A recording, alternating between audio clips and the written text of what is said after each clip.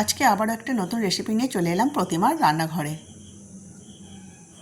আজকে শীতকালের এই তাজা তাজা পালং শাক, নতুন নতুন পালং শাকের সবজি করব। তরকারিও নয়, ভাজা নয়, ডালনা করব। দেখুন, নতুন নতুন সবজি দিয়ে পালং শাকগুলো কাদা লেগেছিলো, তাই ভালো করে ধুয়ে নিলাম। ধোয়ার পরে একটু বড় বড় সাইজ করেই কেটে নেব। আবারও ধুয়ে নেব। সবজিগুলোও কাটা হয়ে গেছে, সব কিছু ভালো করে ধুয়ে নেব।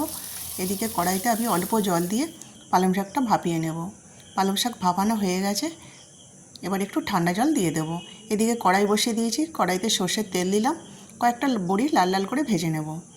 ওই তেলেতেই আবার আলুগুলো আমি ভেজে নেব আর লাল লাল করে ভাজবো।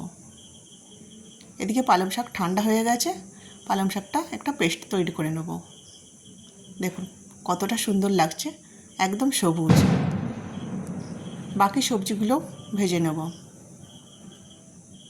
পালং শাকের এমনি সবজি তো খেতে ভালো লাগে, তরকারি খেতে তো ভালো লাগে, কিন্তু এইভাবে পেস্ট করে যদি ডালনা খাওয়া যায় না, আরও সুস্বাদু লাগে।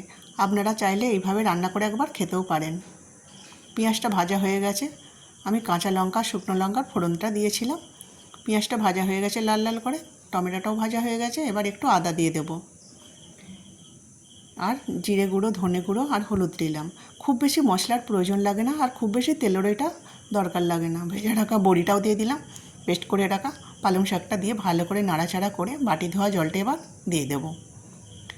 অল্প সময় কিন্তু সবজিটা রেডি হয়ে যায়। এবার একটুখানি চাপা দিয়ে দেব।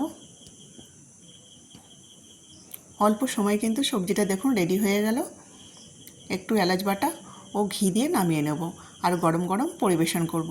ভাতের সাথেও খাওয়া যায়, আবার গরম গরম রুটির সাথেও খাওয়া যায়। দেখুন কত সুন্দর দেখতে হয়েছে।